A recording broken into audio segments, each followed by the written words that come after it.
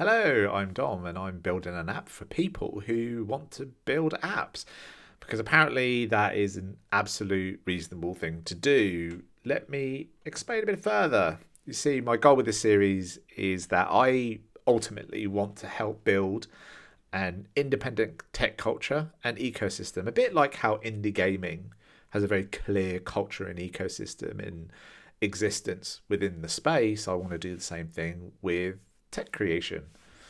That is right now, I help from doing product and go to market with software developers and engineers to help them become founders. But explaining can only get me so far, and therefore I've gone into the space of like, hey, I'm just going to build something and monetize it just to explain the concepts and principles that I'm trying to get across. So, in this part, I'm going to talk about testing the market. This really is about listening to signals. The problem I am solving here is that I talk to so many software developers, just like a crazy amount. I go to a lot of events, and people will end up building apps that nobody wants to use. And 54% of apps never make any money, right? They find themselves in this weird position of, I can't work out the last little bit to get me over the line. And to a certain extent, they don't know what they don't know. And this might be yourself, right? And you might find yourself in this position. And really, it comes from a place of making poor product and go to market decisions.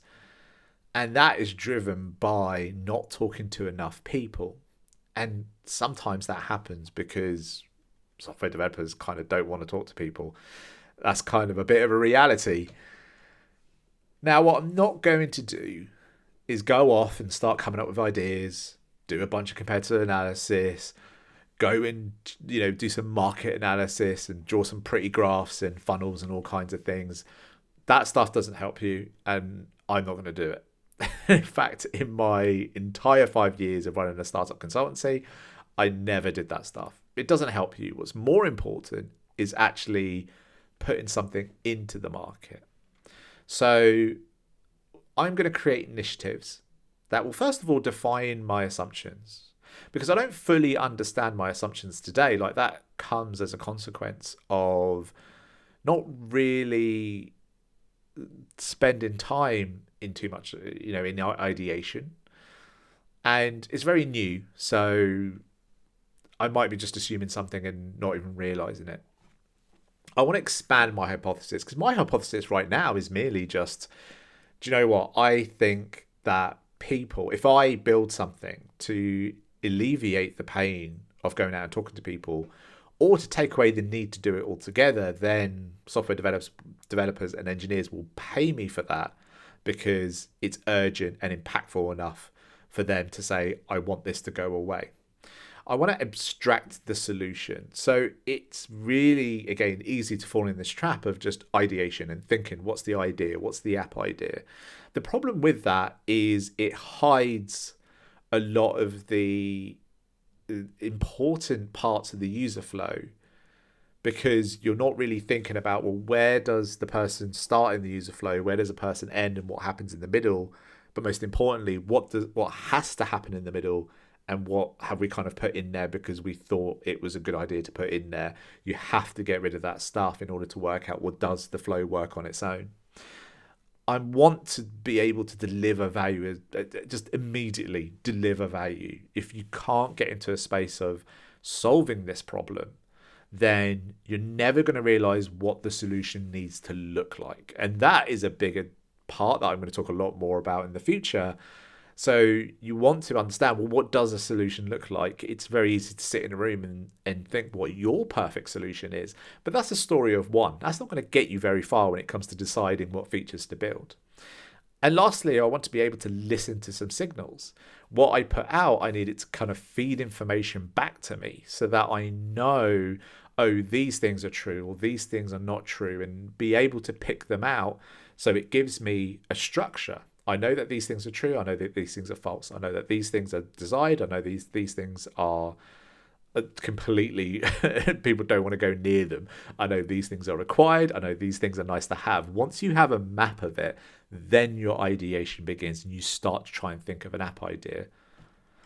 And what I have done to really go out and do these initiatives, and this is a starting point, I'm going to do much more of this stuff. First of all, I've got a paid course. So this is a micro course, which is about how to find your future customers and how to talk to them. And this really is a test for a propensity to purchase. Like, are people willing to hand over money for this?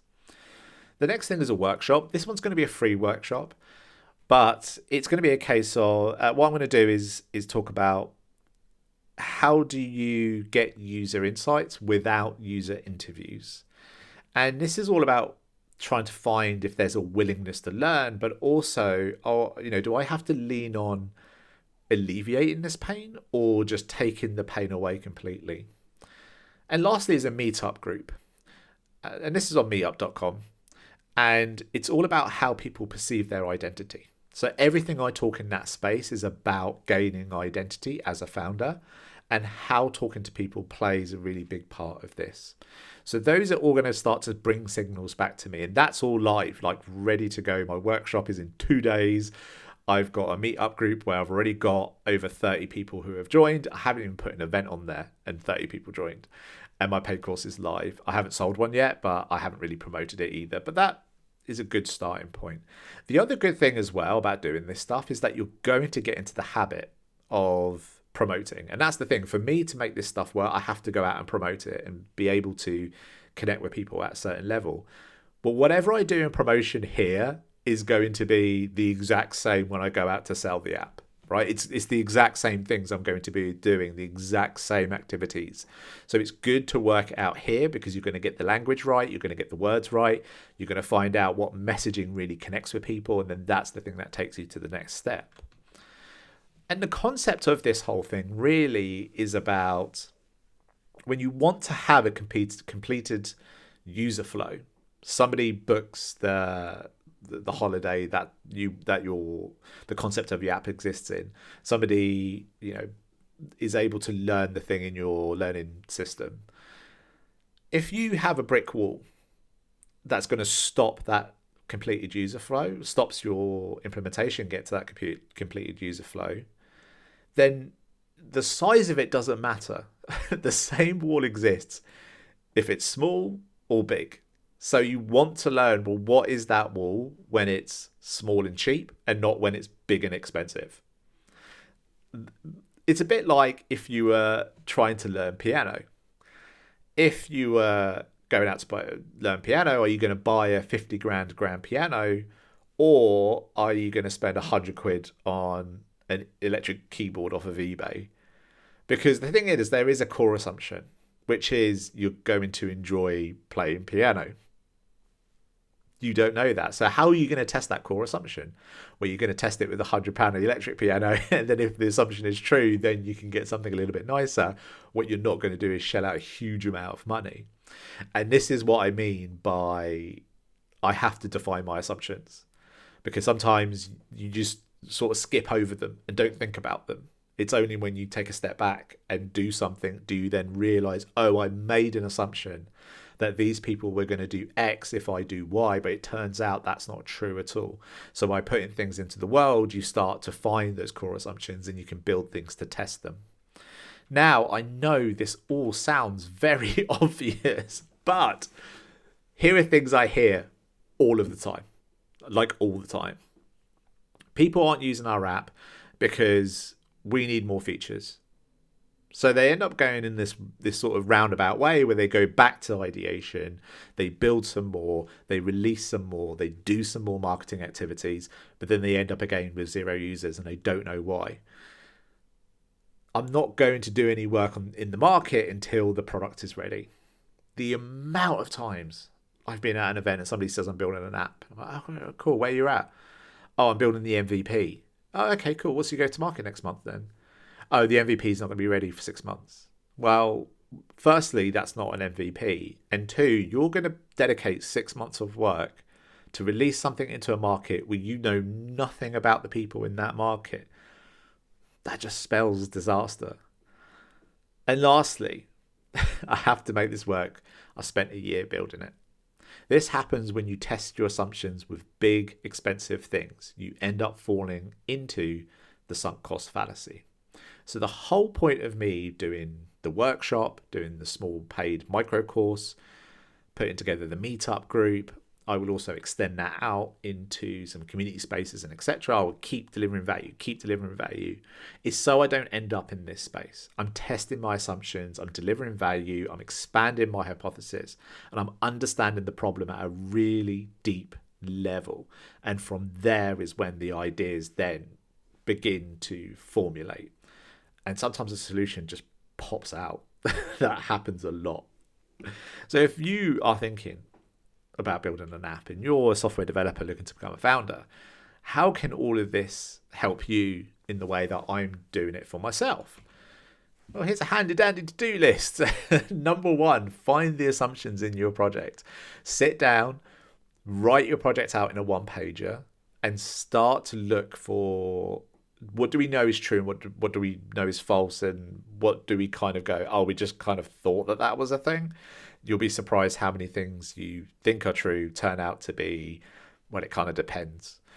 And one thing you could focus on is, well, how are people poor, right? So I kind of talk about this idea where problems sit in a place where people aren't able to have the things that they need to make some kind of transition. It might be that they're time poor, it might be that they're cash poor, or knowledge poor, or data poor. For example, it might be, I want to eat a healthy lifestyle, but unfortunately, I'm really, really busy with work, which means I don't have time to go out and plan my meals, shop, cook, clean. Therefore, I am time poor. Break down a bigger idea into fundamentals. So you don't really want to be in a position where you're only ever existing on the higher level. This can be a massive blocker for people.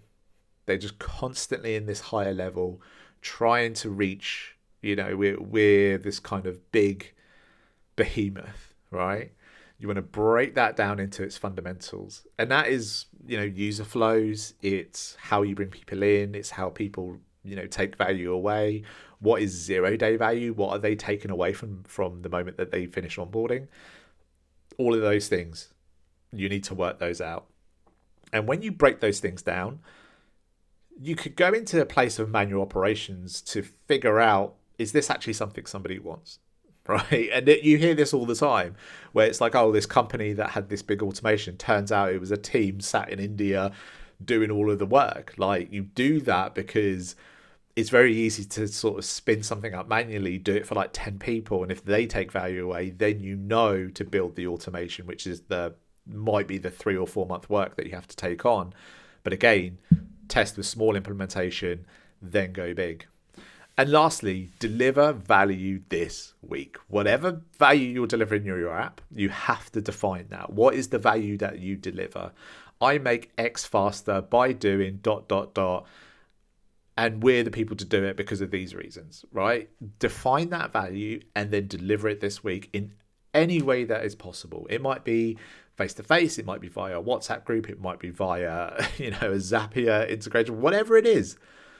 Just do it and deliver it. And it may not even work, but even if you put it in people's hands and say, hey, I'm trying to do this thing, do you want to give it a go? If you are truly solving somebody's problem, they will forgive all of the rough edges and all of the sharp corners in order to have that pain go away. And then this problem is urgent and impactful enough for me to work on it. And that's what I'm trying to work out with my initiatives moving forward. So thank you for watching this video.